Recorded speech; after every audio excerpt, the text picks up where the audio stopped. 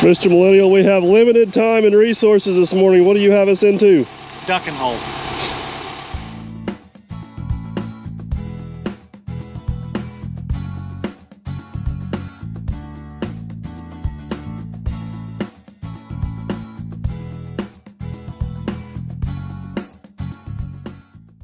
All right, this is Mr. Millennial's ingenious plan. This is our farm where we did all this dirt work here previously. Cleaned this ditch out, put this crossing in, dug out a beaver dam, got it just the way we want it. And now what are you gonna do? We put a really nice crossing so that I can clog it up and make the water go. So now instead of having to... ducks come in, whammo. So I went from having a beaver problem to a mat problem? No, now we all have control of the water instead of the beavers having control of the water. All right, just for the record, I am not convinced this is gonna work. I think this is a horrible idea, but I love failure, so I'm willing to play along. Yeah, you keep thinking it's gonna fail. I'll prove you wrong, buddy. One of two things is gonna happen. Either that pipe is gonna blow off the end of that pipe, or you're gonna wash out the crossing. Neither. The third option that will happen is that water's gonna just slowly build up, get to the top of that standpipe, retain water there, and then it'll just flow out of the standpipe and retain that water, and it'll, all you're doing is controlling the water table. Yeah, but you forget about these massive rains and floods we have. There ain't been no 5-inch rain in December for how many years, Michael Simon? Well, this is the year. This is the year. This is the year. It's getting ready to go down. So, all right, yesterday we were down here and we put that tile line up through there, so we decided to walk the Volvo 200 over here because Matt ran out of shovel power the other day.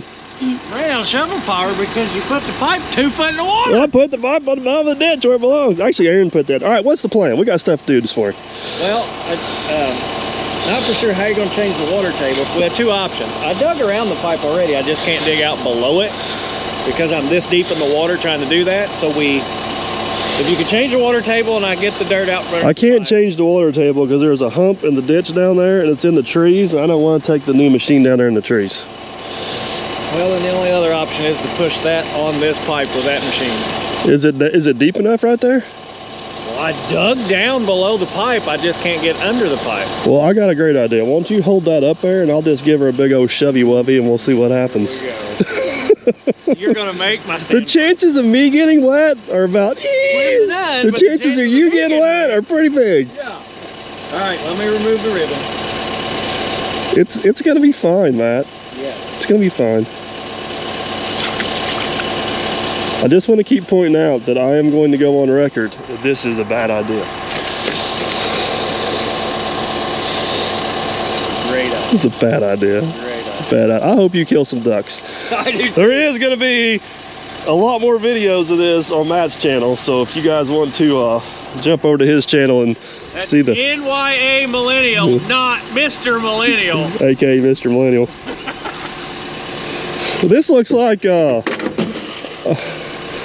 I'm not even gonna say what that looks like because I've seen it strapped to the back of my Jeep coming down the interstate. I think you can just well, you just comment down below what you guys think that looks like. We'll let their own imagination. We'll let your own imagination run wild. All right.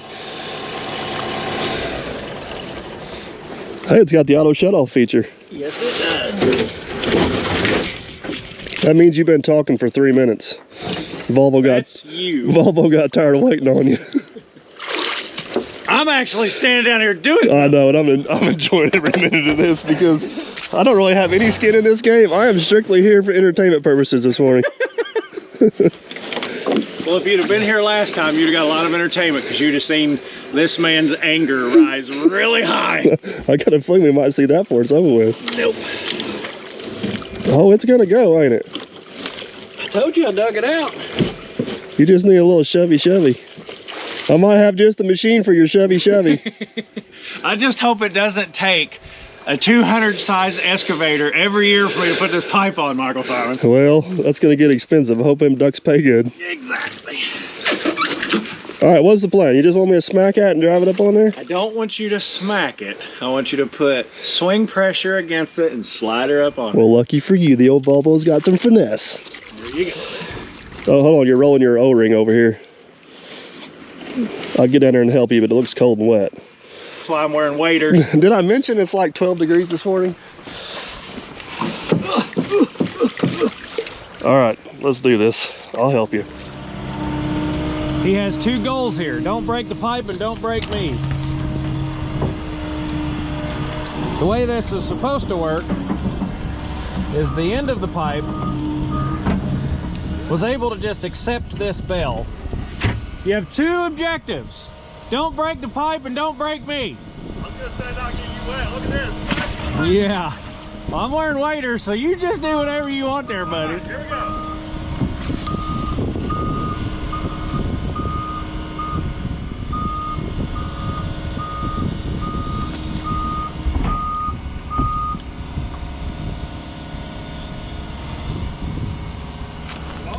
It's going.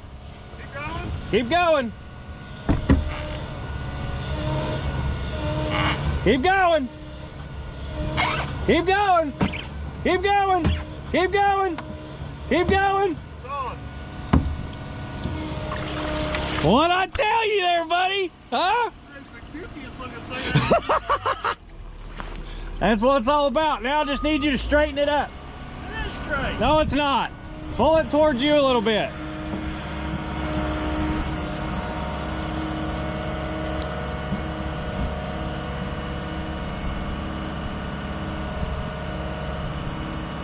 Hold that right there. Close enough for who it's for. Now we get to size it. Oh yes, 3 little stainless steel screws. That'll definitely hold back 250,000 gallons of water. Oh man.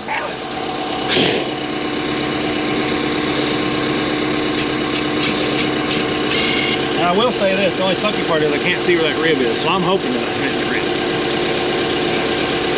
rib. I just think you need to go home and say your prayers. What I need to pray for? That it works.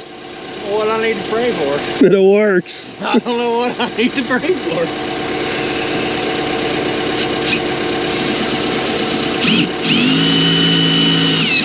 I'm gonna post a picture of this thing on Facebook and Instagram, and I bet you everybody thinks the water's gonna be on this side. Not gonna be. The water's gonna back up over there. Well, here's what you gotta think about. If I put it over there and the water backs up, I can't get it off. I'm not denying that fact. I'm just not convinced this is gonna work. Oh. I just hope you get at least one duck out of here this winter. Well, I spent a lot of money on it last year, and I literally killed 2. So, you might be right. Oh boy.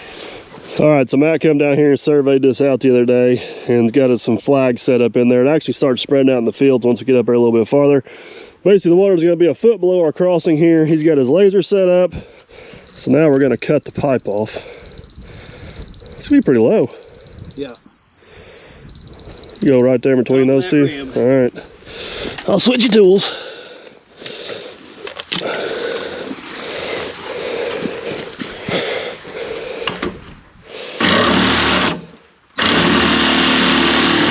Is that right? You looked at it like it was a tree. You're gonna wonder which way it fell. No, I'm questioning if that pole moved or not, because that does seem really low. But that's got to be about right. I think it's about right, to be honest with you.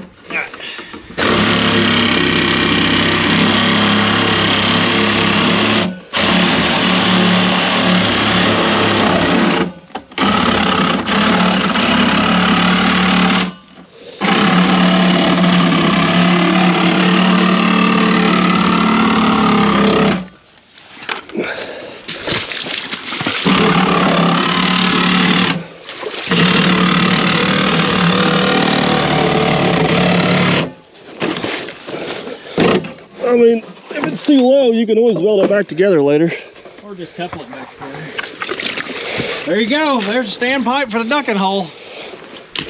Now see the water level up there equalizes out to here. I understand the principle. Go work. I get the thought process. So I've done this before, but it was with a 4-inch pipe. Yeah, I can see. 24-inch pipe. In the ditch that don't drain, I don't know, 45, 50 acres. But it's only going to retain 3 acres. Stay tuned, NYA Millennials, for the failure videos. For the success videos. All right, We gotta go do something. We need to actually do work today. So you guys that didn't see the beaver dam video or the ditch cleaning video, let me swing around here and I'll show you. Down there on that tree line, where that tree line just starts, that's where we put in that crossing at, or just put that pipe in. This area up here is what the beavers all had flooded, which Matt's trying to reflood controllably. Right there is one of his orange flags kind of showing the height. Basically be 3 acres in here that'll have 18 to 20 inches of water in it.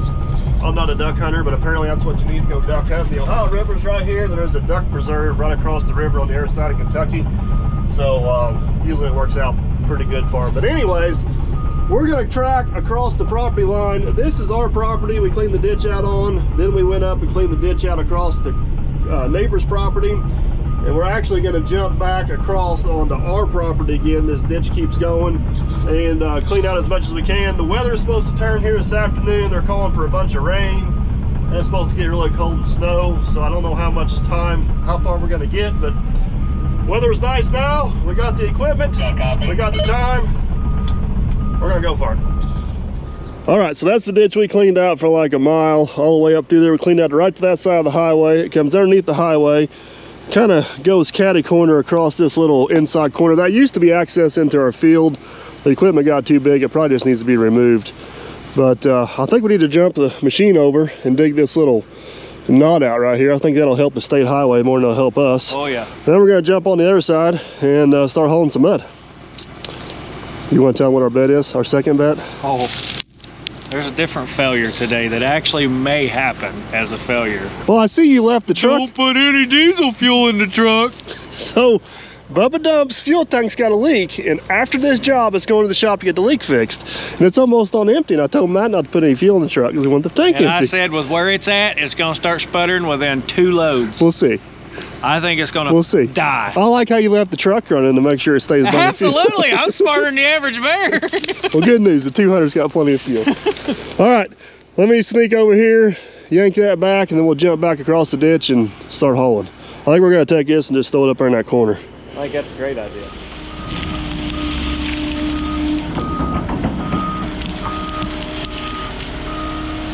Basically, Mike's going to transfer that. That's all fill from washing down out of the ditch over the years. He's going to transfer it to that hole right over there, the low spot right there beside him.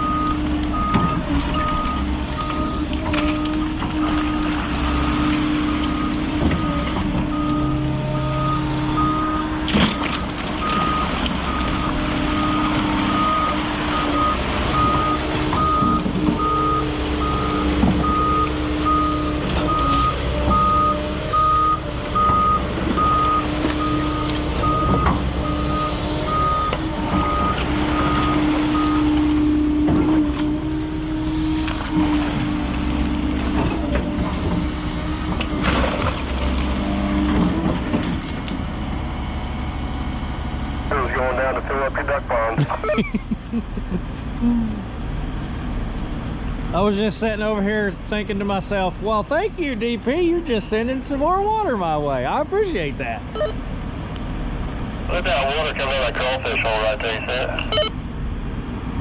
No, not yet. Oh, yeah, I do see it. Look at it pumping up out there. You guys see that right there?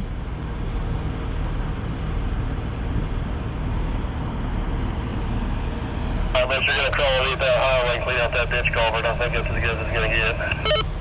Half of it is gone. So the left-hand half washed on the rest of the way out. It's just that right-hand half. Let's head over here.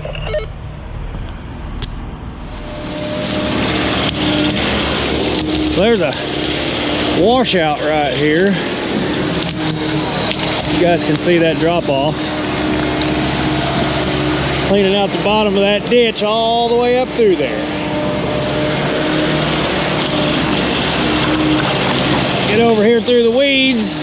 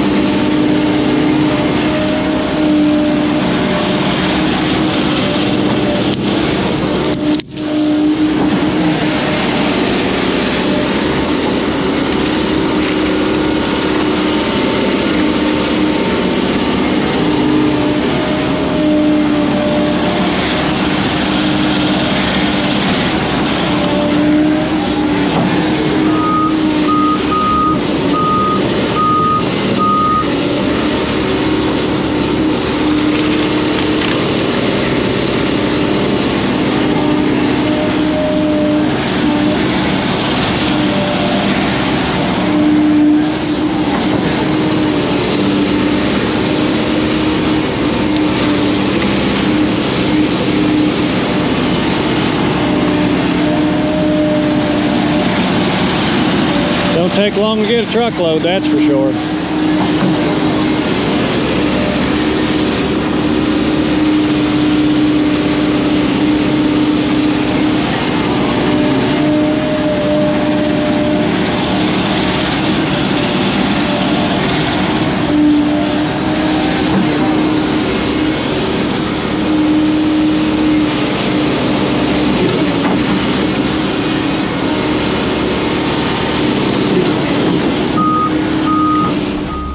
Just about got first load on the truck.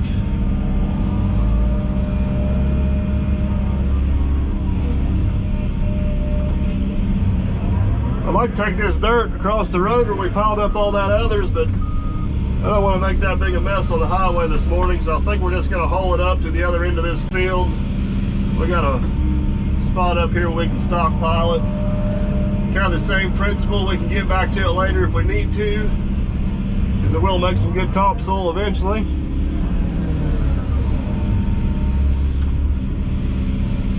Like I said in the previous videos, this ditch was cleaned out about 20 years ago. It's taken about 20 years to get in this shape, so if we get another 20 years out of it, we'll be in pretty good shape. Farming practices have changed in the last 20 years too, which I think that's going to make it last a little bit longer. I'll say one thing for sure, the 200 will flat sling some mud out of this ditch.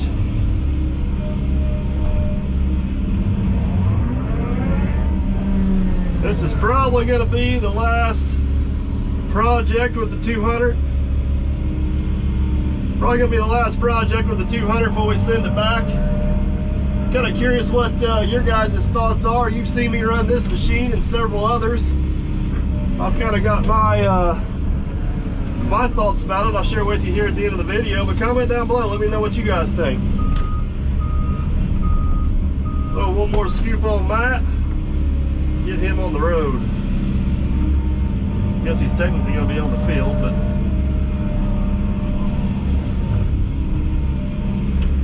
that's a pretty good load. Load number one. We're going to start counting loads before you run out of fuel.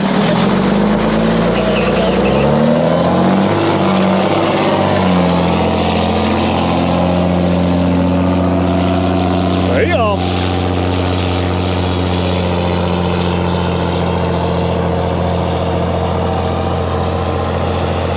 He does have a pretty good track. I don't know, have a good reference to show you guys where it's at, but This is a 100-acre field, and he's going all the way to the other end of it. He's gonna burn a little fuel, but hopefully it holds out. It'd be perfect if it was empty at the end of the day. Well, we might have lost this bet, and Matt almost made it to the dump site, and well, he's out of fuel. That looks a little slimy there. Hang on, here we go.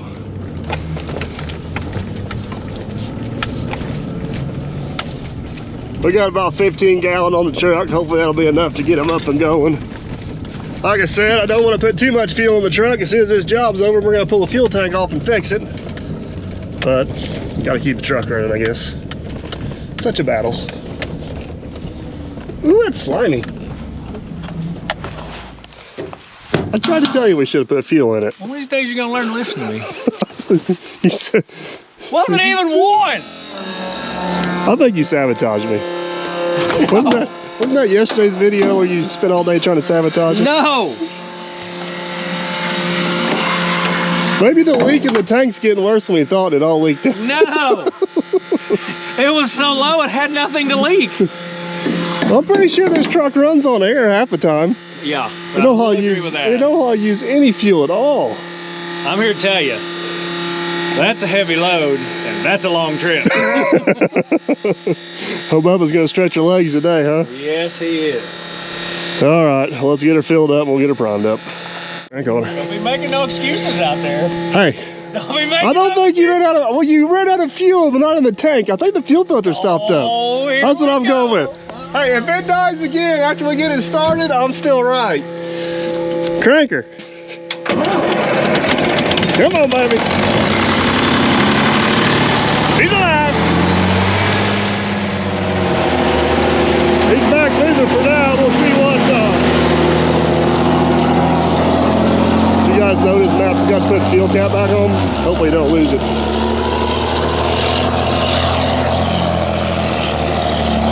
I hate to say it, but I hope Matt's right. It was just out of fuel, and I got a feeling we're getting ready to get a fuel filter to plug up. So we'll find out on the next load.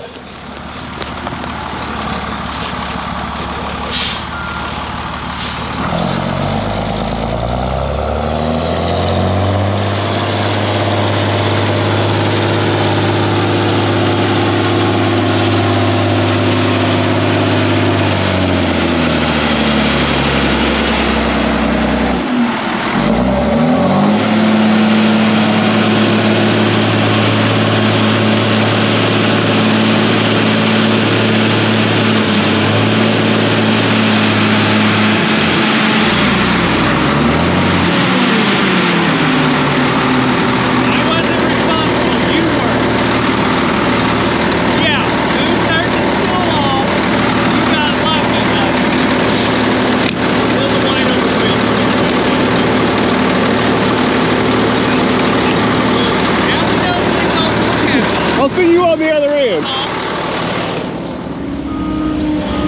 All right, back to digging here. We'll get another load on Matt. Guess this will be the telltale sign if we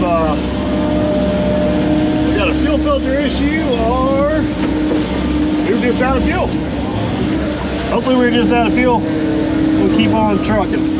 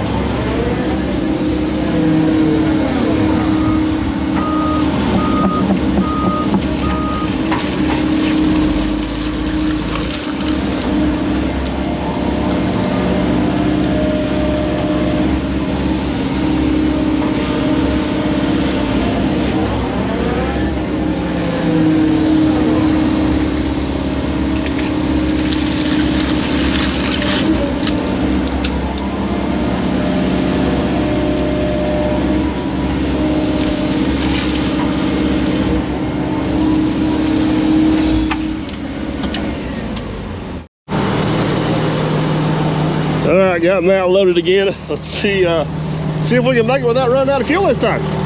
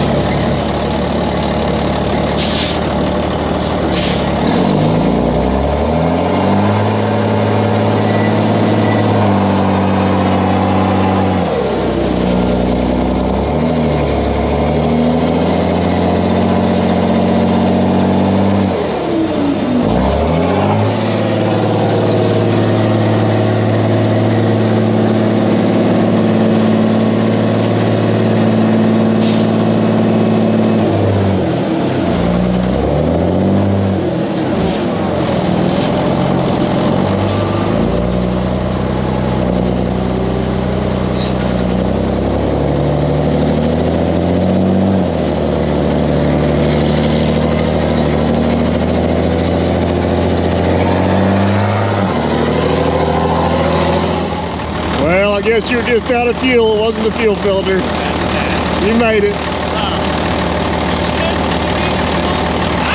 Let's get her that way.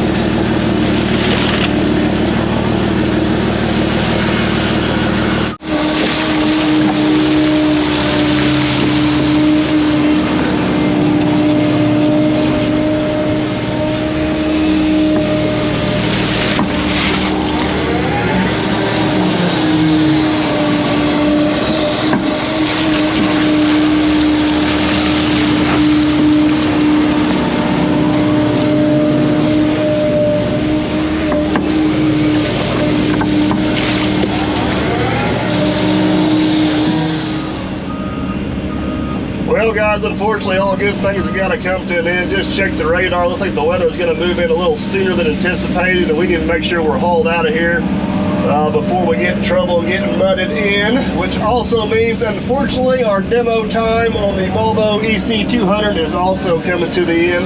Man, it has been a lot of fun and an honor to run this thing the last couple of weeks. We'll check the monitor here in a minute. I believe we put about 20 hours on this thing. We'll also check the fuel consumption. If you guys remember, we reset that back when we first started. But just a couple thoughts on this thing before we let her go back. A few things, and I'll kind of start out with a few small things that I don't really like, which are just kind of personal little pet peeve things, I guess. One, this machine has the all view camera on it, or the surround camera, or whatever you guys want to call it. And for some reason, I don't know if it's the monitor or the cameras, but it's just not quite high definition enough. I fully trust it. I'm sure if I spent more time in the machine, I would get it figured out and get to where I kind of trust it a little more. I still kind of rely on my mirrors and my instincts a little bit more than I do the camera. And this may also kind of feed into my second one.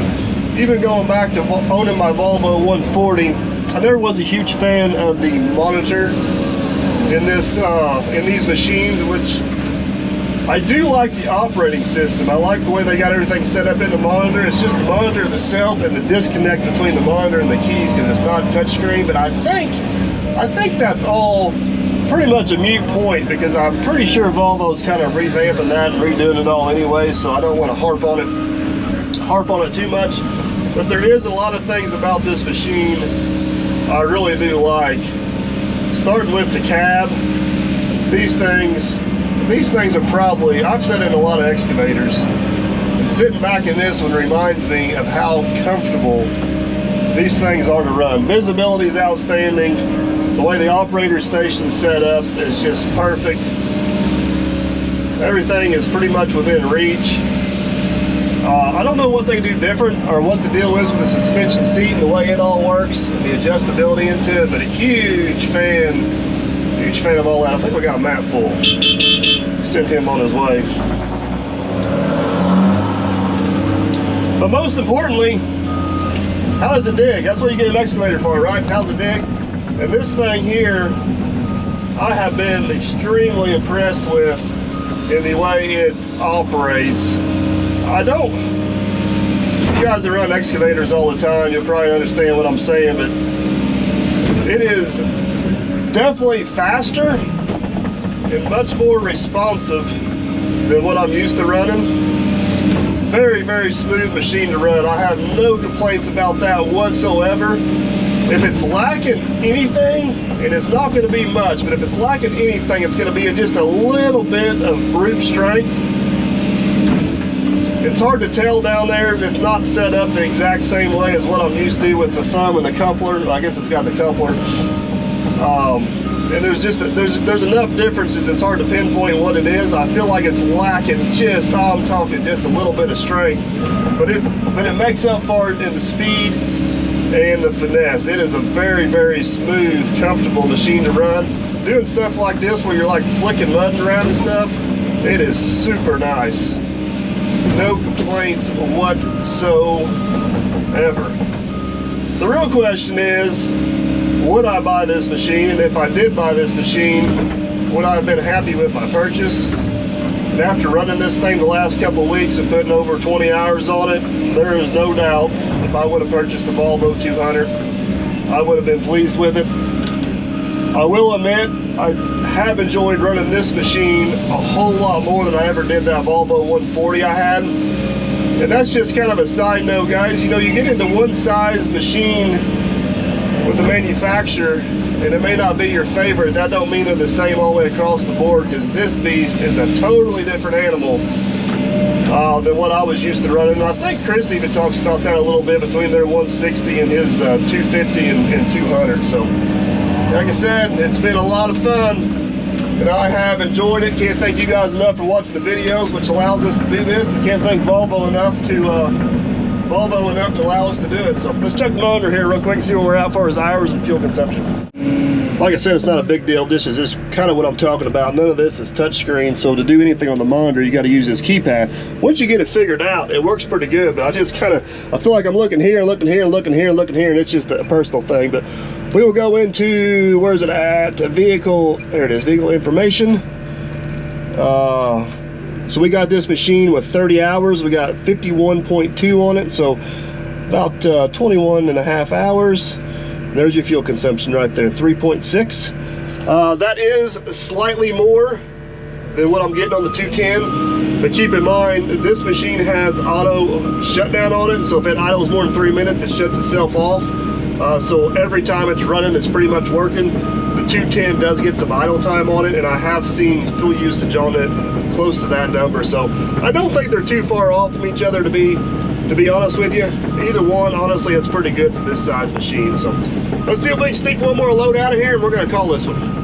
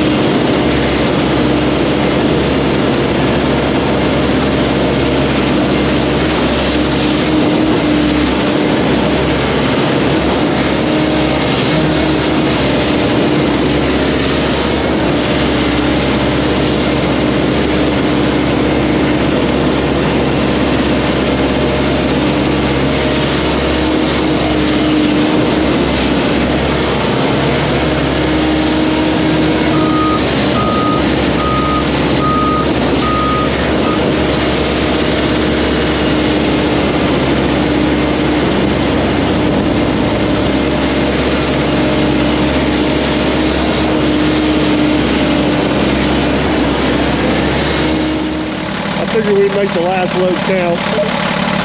I assumed that how the bed was shifting, it was completely overfull. We'll just talk getting full. You're good, loaded, headed.